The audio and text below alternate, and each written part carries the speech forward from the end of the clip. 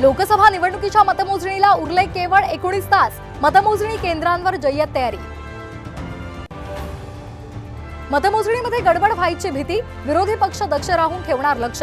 मतमोजणी प्रतिनिधींना दिलं खास प्रशिक्षण। मोदी जात आहेत, हाच 4 जूनचा खरा निकाल। ठाकरे गटाच्या मुखपत्रातून थेट मोदींवर टीकास्त्र।